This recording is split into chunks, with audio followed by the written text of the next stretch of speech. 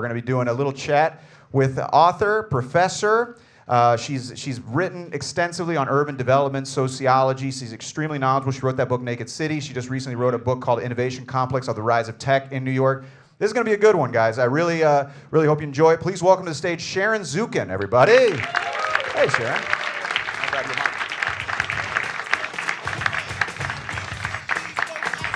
There you go. You know, I feel so at home with you, Tom. Yeah. I do stand-up, too. I have these 50-minute skits. We call them things like Sociology 101. Oh, boy. Urban sociology. Yeah. Nice. Do you ever have problems with students acting up and trying to make jokes in class? Never. Really? Never. They're all asleep. No, I'm just kidding. Only the back row. Only the back row. Well, no, thank you so much, Sharon. And I really, just so you guys know, so Sharon is incredibly knowledgeable on this subject. She's been writing on this for decades. It's super interesting and super pertinent right now with everything that's going on in the city and how it's becoming more expensive and all that stuff. And this is gonna be a mind-blowing conversation, guys. I don't want to build it up too much, but that's a lot of pressure on you. All right. Anyways, let's get this started, baby. Huh? What do you think? Should we do it? Absolutely. First question. Here we go. How are you doing? Pretty good until about 5 minutes ago. Okay, I'm off to a bad start. Here we go. Let's keep it going. All right, so let's get into it. So you've written a lot about gentrification, urban development, city policy, all that stuff. Let's just jump right into it. So gentrification is a term that was coined in the late 50s, early 60s. And you write a lot about how it has actually kind of proved to be inadequate of a term and it's changed. How has the meaning changed as far as you're concerned? It used to be that gentrification was people with very little money, but a lot of education or training moving into a neighborhood because that's all they could afford. Gradually, they came to appreciate the aesthetics, even the aesthetics of diversity, because they couldn't afford to live in a better neighborhood. You better like the culture around you. So after a while, the various city governments grew to appreciate the money coming in. And they said, hey, this is a good thing.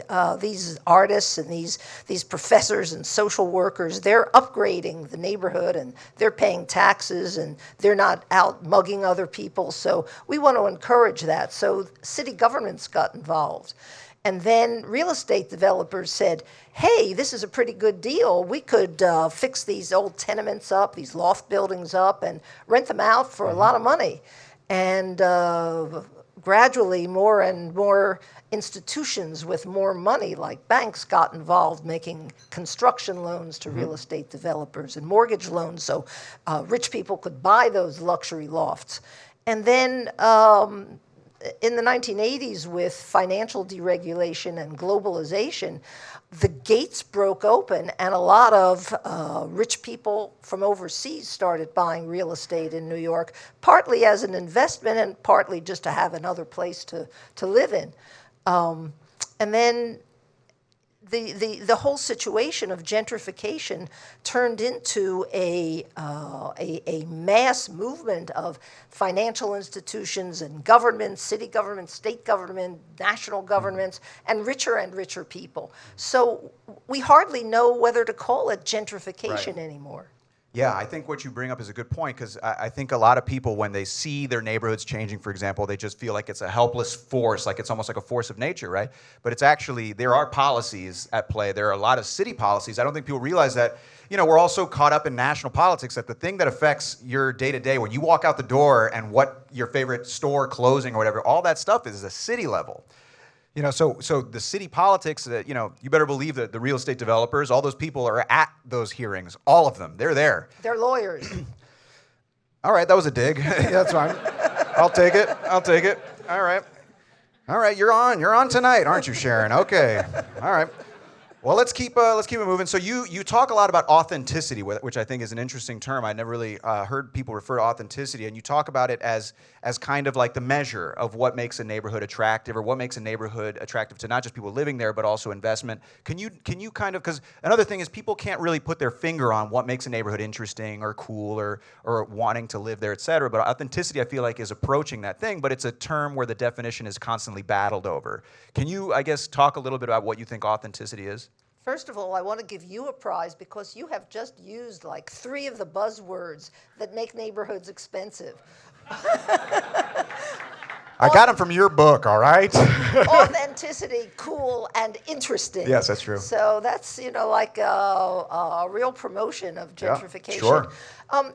But, all 3 of these words underline the cultural force of power, so that it's not only people with money who can take over the space of a neighborhood, but it's also people with the cultural power to define a place over and above all the living experiences of the people who have been there for so long.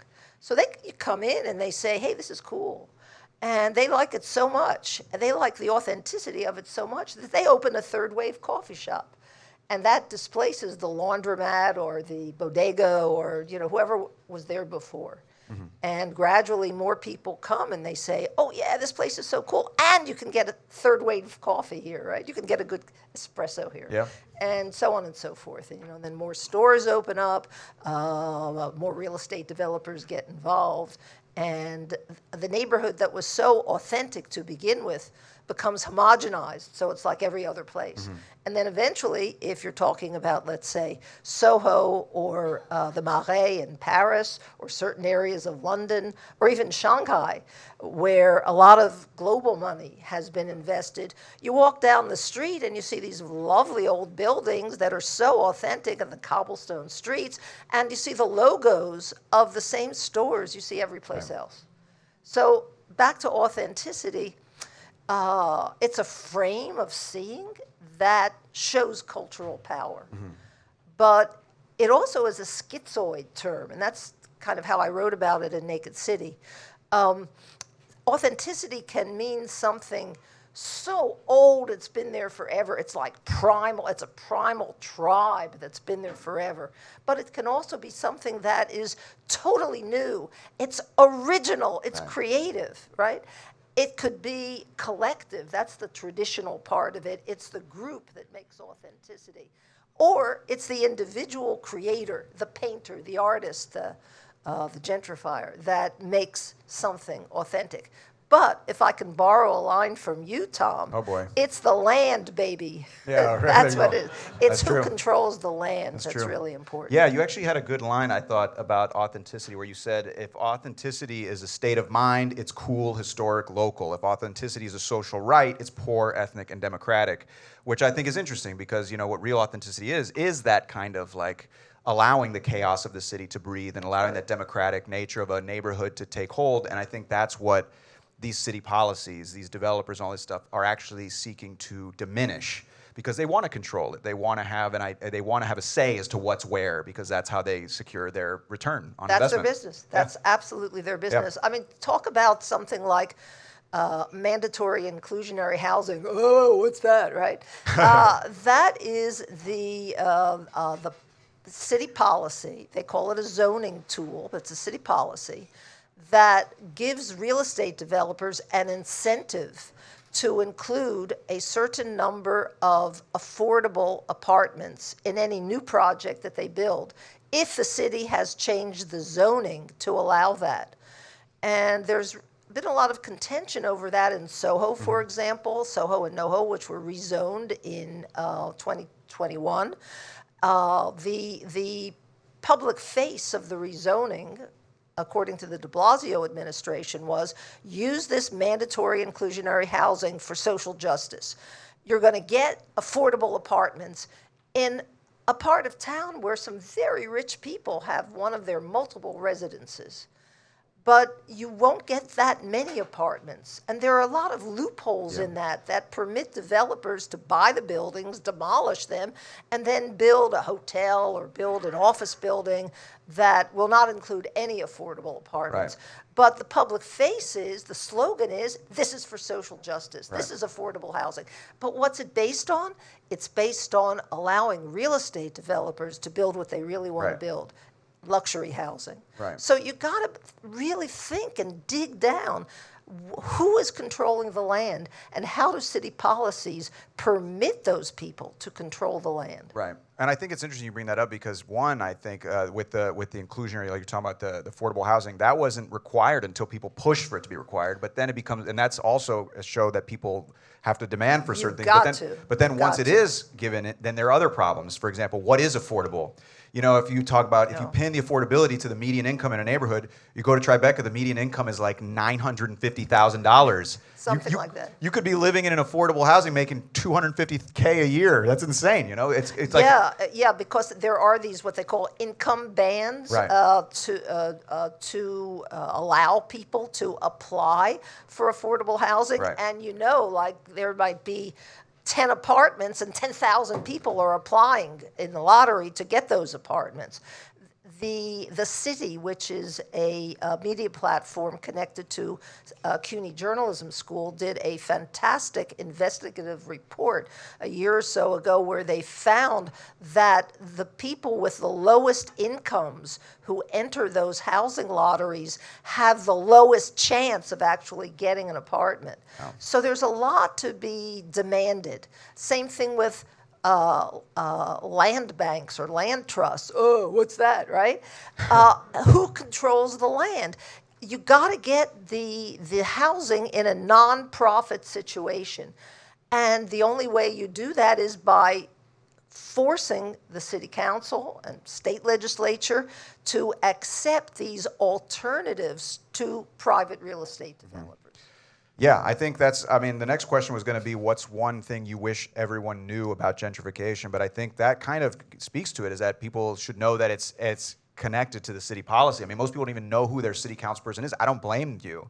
I had to look it up for this play. It's Chris Marte. Yeah, who's a new guy actually, and he's said a lot of interesting stuff. He hasn't been totally corrupted yet. At least it sounds like. I don't know. So far. Yeah, so far. But it's interesting because these are the people who vote on these things. These are the people who basically hand over the green lights, all that stuff. And I think that's what if everyone, because everyone kind of sees these things happening, but they don't know what to do about it, and you feel kind of helpless. But if everyone just showed up at City Hall, things would get changed pretty quick. Maybe I know you. Or we all get thrown in jail. Tom told me when we talked on the phone that I should not leave people feeling hopeless, but I'm trying to take care of you guys. I know how fragile we all are. That was my laugh line. But it's really hard. Like this proposal in City Council right now to establish community land trusts. The Adams administration says, oh, no, that's going to be too inefficient. Oh, no, that's never going to work. I mean, no matter who the mayor is, they're all helping real estate developers. And I'll tell you something that you probably don't know about housing. It's not necessarily about gentrification, but it's about housing. New York City does not control the housing laws. New York State does. So you got to fight on the city level with city council. And you got to lobby the state legislature, your state assembly member and state senator. All right, let's do it. Let's all go right now. We're going to Albany. Let's go. Okay, I'm with you. All right. Okay. So I always thought this was interesting reading up on I guess how cities. First of all, cities tend to, like you said, they do the same thing. It's this formula that a lot of cities follow. That's why you go to every city now. You go to Tampa, Florida, and they have a repurposed warehouse that's a food hall. Everyone's got this thing. It's all the formula. But it's also, I think, it seems like it's based a lot on how cities have kind of been left to fend for themselves over the last few decades with regards to their tax base and raising their own revenue and all that stuff. I mean, you can even see it in the ads on the subway. You see an ad for Clearwater, Florida. You're like, what the hell's that? Like, why is there an ad for Clearwater, Florida? It's like they're forced to market themselves like companies in a way. But I guess this is the question is, what role does federal and state governments' defunding of cities in the past, what role does it play in what's happening right now? Boy, Tom would get an A in my class. Yeah, that's right. Yeah, I mean, since 1971, 72, the federal government has stepped back, the state government. I mean, why don't we have new public housing, right? Because nobody's paying for it. And the city says, hey, we don't have the money. And I got to give props to New York City because we are just about the only U.S. city that still has its public housing. I mean, Chicago and a lot of other cities just demolished in the name of building mixed income housing, which turns into a kind of gentrification. So we've got like $40 billion of repairs that we can't pay for. So there's a lot of talk about how to try to monetize the green space of the public housing projects, what to do. It's a real problem. It's a real problem. But the answer to your question is, where is the federal government? Like if you lived in London or Paris, of course they are national government capitals, but if you lived in those cities, it's the federal government, or in their case, the national government, that is paying for part of the public transportation system. Our public transportation system is falling apart, right?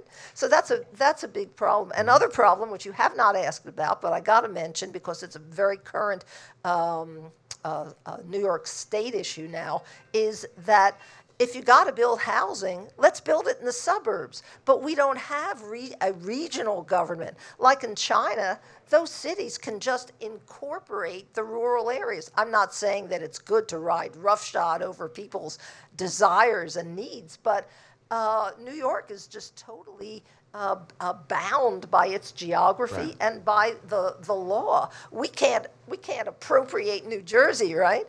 So not yet. But we it can't. It starts today. Well, okay, that's the idea. Yeah.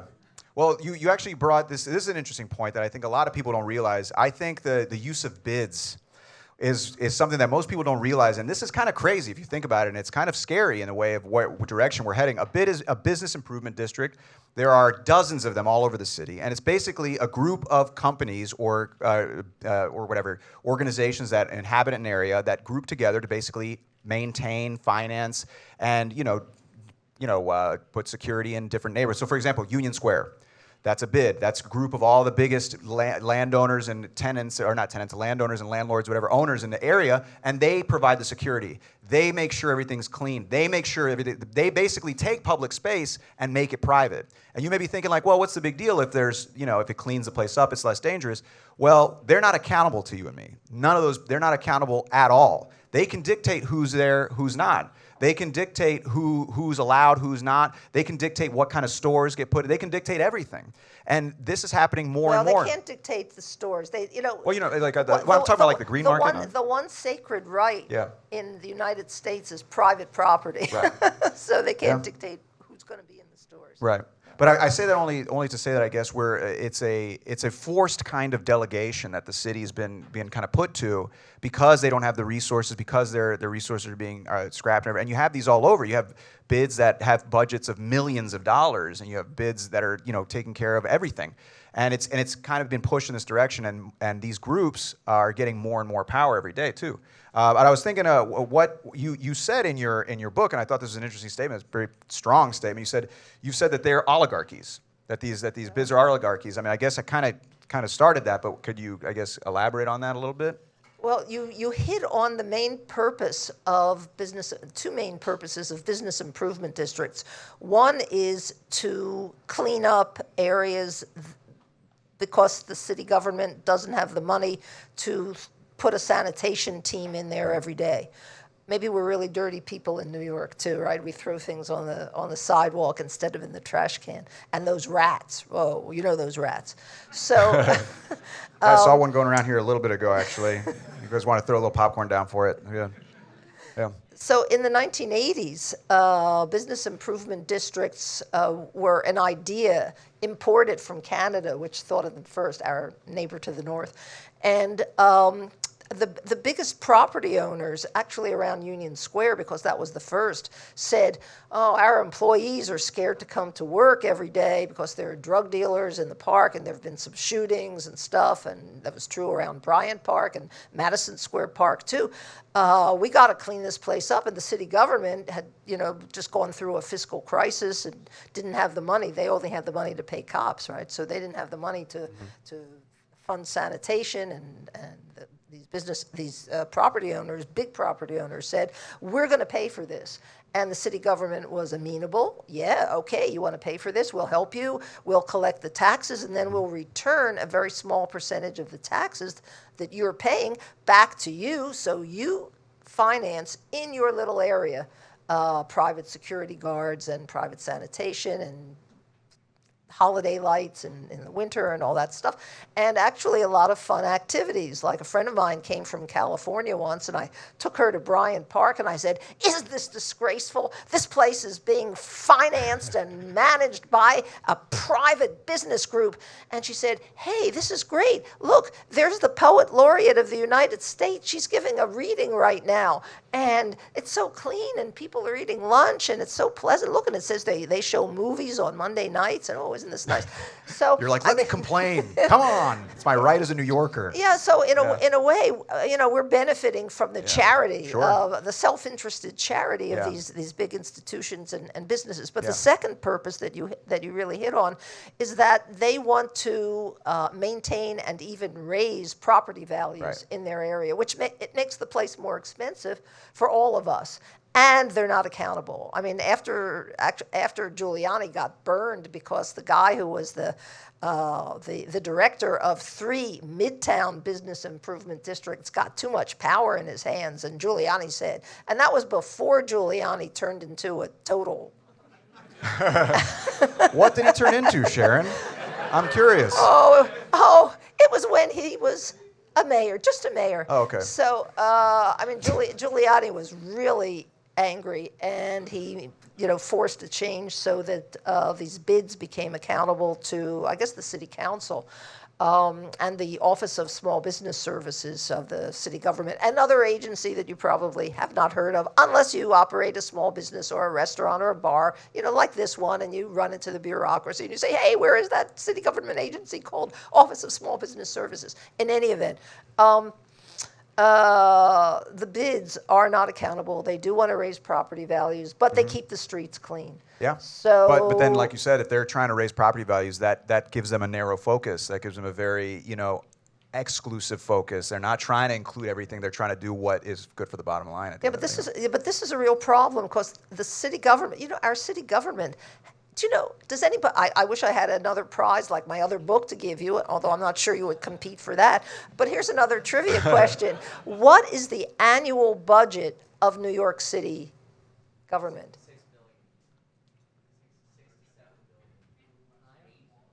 Try $100 billion. Wow. Annual budget. And they can't pay for parks. Yeah. So this is a real problem. Yeah. All right. Well, we're gonna shift gears here a second. Here, this is a little.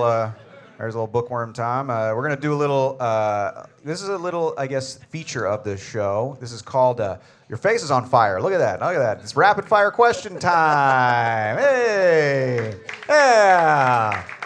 So this is the time we get to know you a little bit. Get to know you a little bit. We've been talking about some heavy stuff. We're gonna lighten it up a little bit. We want to get to know Sharon. I don't know if you have any of your students in the audience here.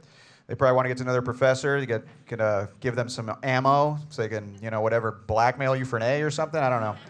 Anyways, here we go. Rapid fire questions. Here we go. Let's get to know Sharon. All right. If you had to live somewhere else in the world, where would you live? I wouldn't want to live anywhere else. That's very nice and very sweet of you guys to clap, but you're encouraging a cop-out. You guys are encouraging copping out. If you had to pick somewhere, where would it be? Paris. Paris, okay. Still a cop-out. Everyone says Paris. All right. Keep it moving. Here we go. All right, so I was talking about the Basquiat apartment. This is kind of interesting. The Basquiat apartment at Great Jones Street just got listed for a rental apartment. It's I think it was like 3 bedrooms. It got listed for rent $60,000 a month. So I'm thinking of moving in. I'm thinking of recruiting. I just need to recruit 62 roommates. If you guys want to sign up, I'll have a sheet in the back. Here's the question: what would you do with $60,000, Sharon? If I just gave you $60,000, what would you do with it? I'd buy that building. Buy the building? No, let's see, 60, No, that was the rent. That's 1 month's rent. $60,000. I could have said like 10 million. You guys are all like, $60,000 ain't nothing. I made that in 2 months. Well, if you're thinking that, well then. I know. I'd go on a world tour. Oh, cool. Oh, that's nice. My backpack and $60,000 on a debit card. Oh, okay. I thought you were going to say put it in the backpack. I was like, it's not a good idea. Not a good idea, you know? All right, here's another question. What's your favorite New York food? Every food is my favorite New York. What, are you running for office over here? Come on. Come on, give us the goods here. Okay, because we're on the Lower East Side, and we're very close to Houston Street. Anything at Russ and Daughters. Oh, okay. Seconded by anything in Chinatown. All right, nice. Speaking of which, you guys noticed that the lines there have gotten a lot longer recently. This kind of goes back to another question I was going to ask you before. I'll just pivot back, you know, because I could do that. It's my show, you know. Here's the question. I was gonna say that you in Naked City you talk about how media plays a role in all of this, right? And how it does play a role, and you talk about how it actually opens things up as well because we can comment and we can kind of. What do you think has happened? You wrote that book in I think 2010. What has happened? It was prescient, right? Yeah, that's the word you're looking for. Yes, but I guess what I wanted to ask was, what about now with social media? How has that changed things even more? It's both. Caused more of an influx of people into different places and more homogenization of those places. I mean, I wrote that book before Instagram, before TikTok, right? Before radio. Almost. I'm just kidding. That was before TV. Before you TV. got me earlier. I had to get you back. That's not fair. Okay, but go ahead.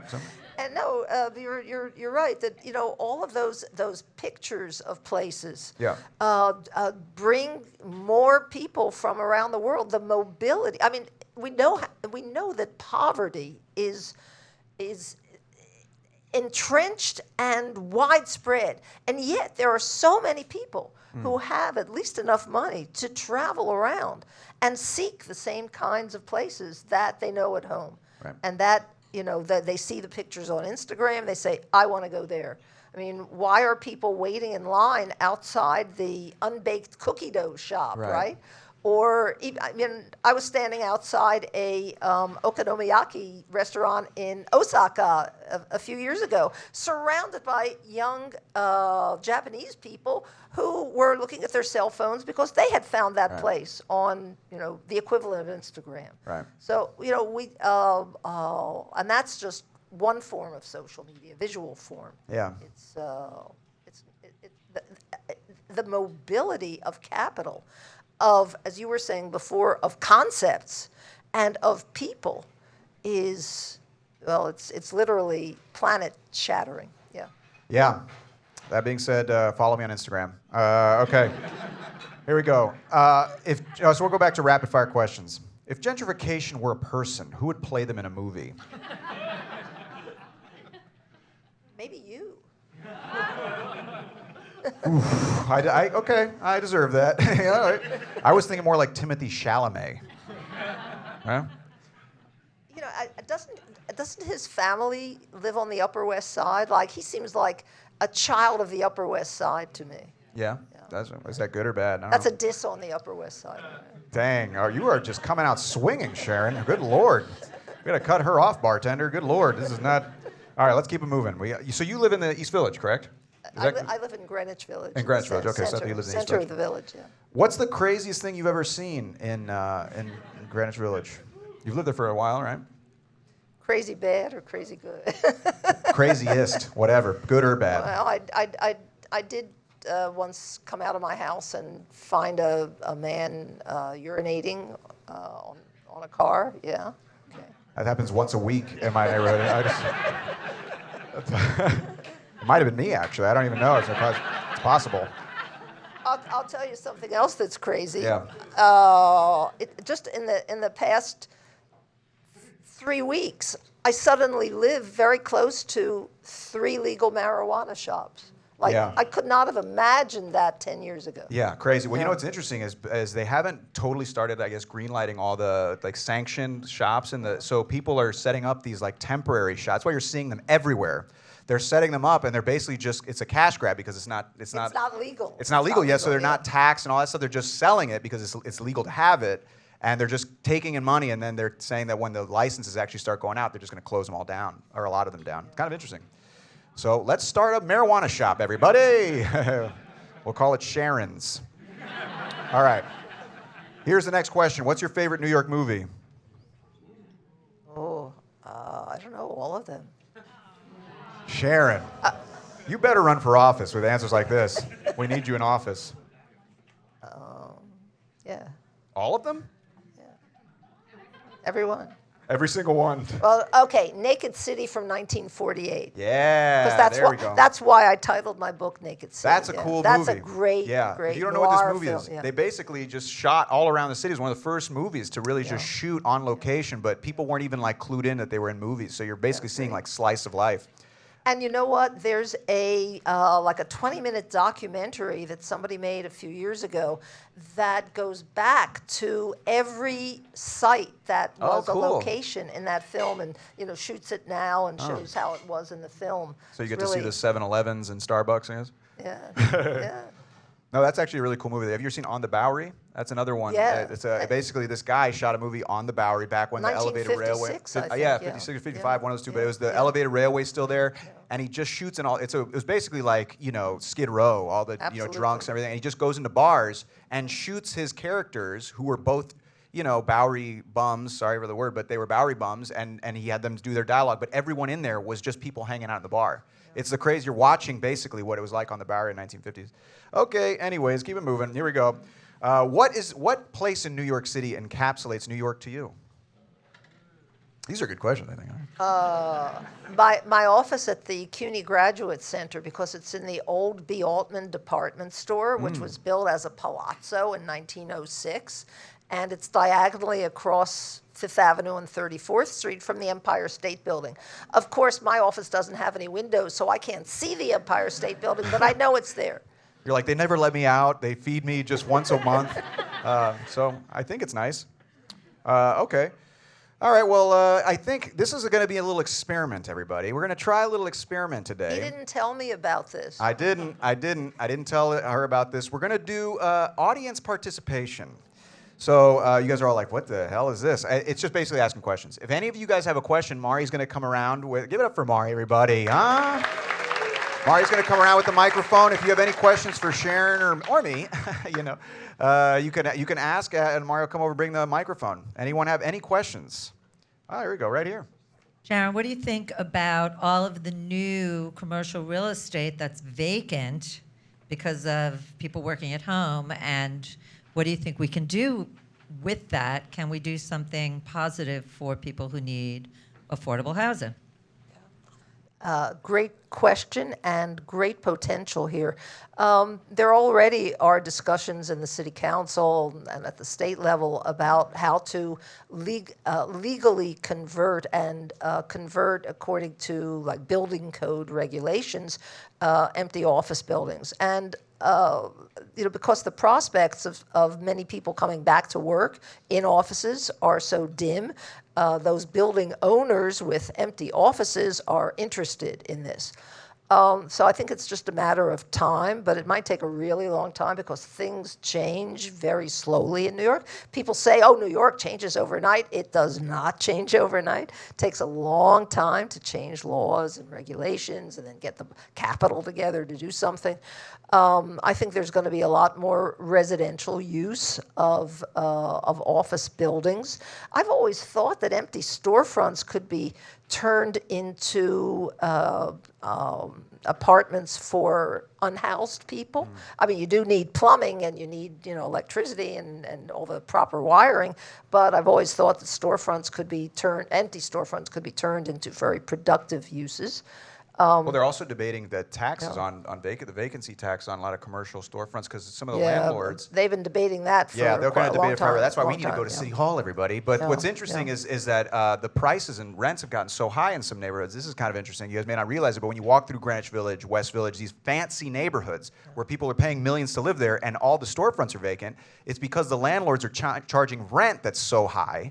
It's higher than the market value because they're basically betting that it's going to continue to rise. So no small business is going to be like, I'm not going to pay that. But they're waiting for Citibank or they're waiting for Dunkin' Donuts or someone who will pay that to come in rather than lock in someone at the market rate for 20 years. Ah, look at that. They're all gambling. All right. Anyways, that's depressing. But yeah. All right. Any other questions? Anyone got? Oh, we got a question over here. My question is for someone who may fall into the category of like the artist or the educated intellectual kind of person who's low income. What's your biggest recommendation for seeking out an apartment that is ethical in regards to gentrification but affordable? Yeah, this is a big problem. Do you have an apartment I can rent? I'll translate. Can I find a place to live? This is a big problem. Yeah.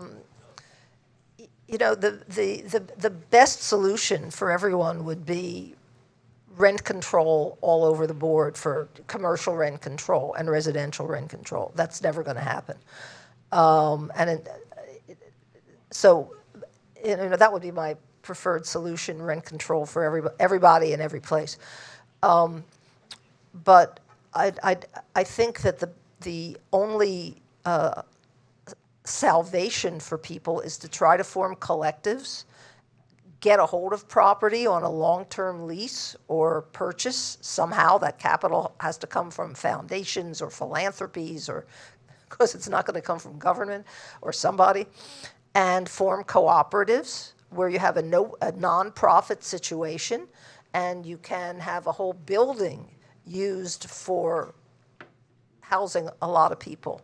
So if we can't solve this problem of where I can live affordably individually. It's an individual problem, but it's also a big problem for the city. Yeah, and I just want to piggyback off that. What you're saying, when you say that, it sounds very difficult and it sounds daunting, but there have been solutions that people have proposed in the past on other things. I think like the gardens, for example, the community gardens, I think is a very good example of that people power, where these bombed out lots in the East Village and Alphabet City were basically taken over by people and created gardens, and they created spaces where they basically governed, you know, who has their little lots and plots and all that. And the city, when it was time to basically, the city wanted to come in and basically take them back or whatever, or you know, sell them off or give them away to developers, they couldn't, because it was already entrenched to a certain degree. Obviously, they did some. Obviously, there were a lot of people arrested in the protests. There was a protest, but garden. people had that. It was a thing that was already created, and it couldn't be kind of knocked over so easily. Yeah, but the situation that we have now that you mentioned, where rents and property values are very questionable, given the pandemic, this could be an opening to create these nonprofit situations where cooperatives own buildings. This could be, but maybe more has to happen before. Yeah. All right. That's any other questions? You got any other questions? Other question back there.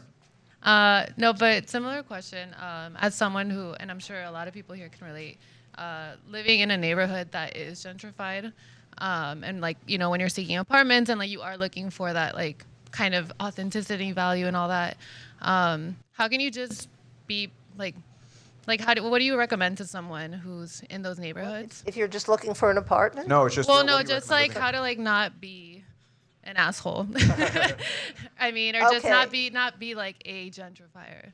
Okay, what you can do is rent the apartment for as low a rent as you can negotiate with the landlord, and then join your neighbors who have been there a long time. Say good morning. Don't, you know, put your nose in the air and act like you don't know these people. They have been there longer than you have been there. Say good morning, ask how they are. Join neighborhood organizations that are there already. You know, even if you join a community garden that has been in existence a long time, sometimes there's resentment because you come in and you think, oh, I want to make this community garden into a vision of middle-class loveliness. But you got to go with the sentiment in the neighborhood. Yeah. Make yourself part of the neighborhood.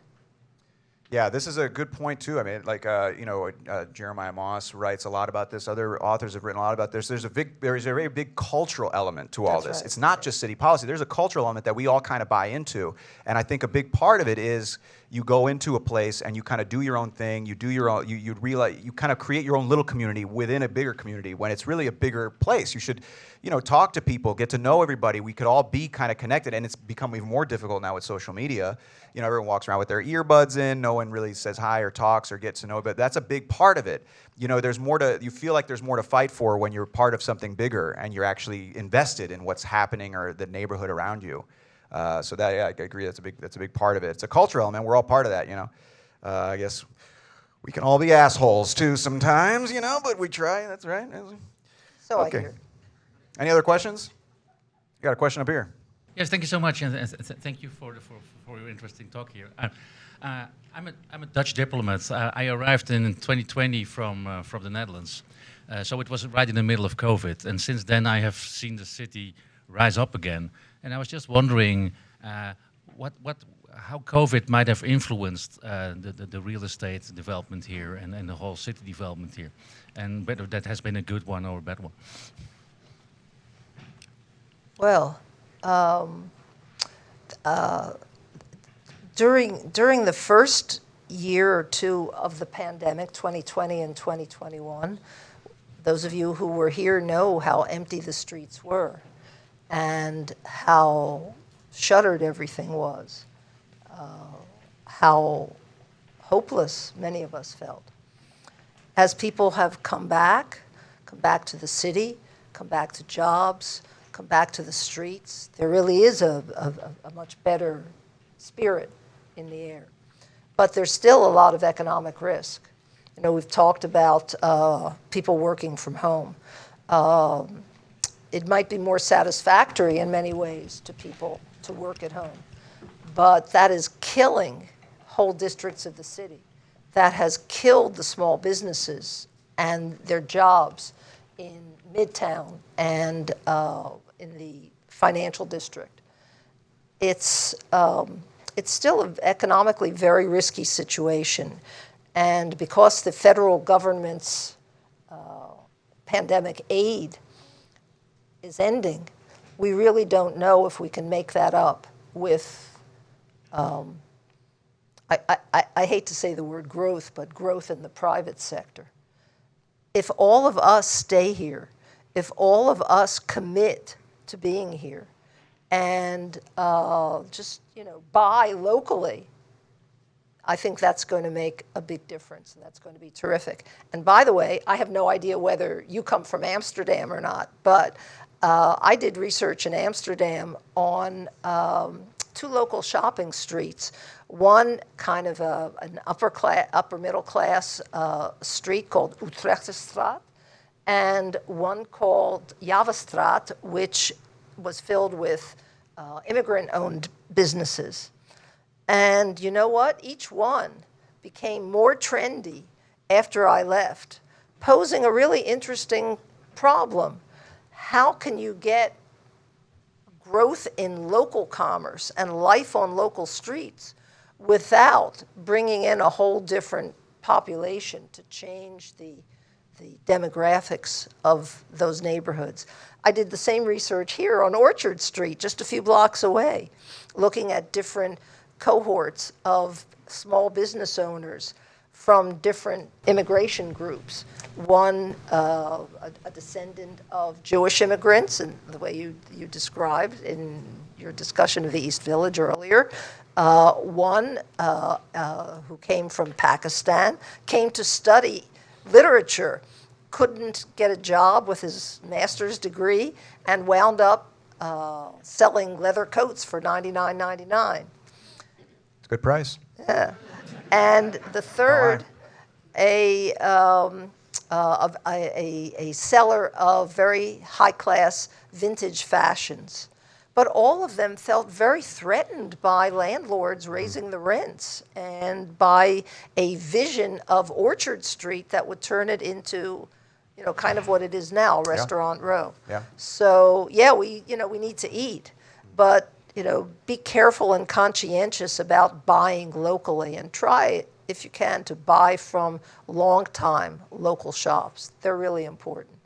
So that is that's very. Those were great questions. Thank you guys all for asking, participating. Give it up for yourselves. I just have one last question for you, Sharon. One last question for you. Very important. Will you be my friend?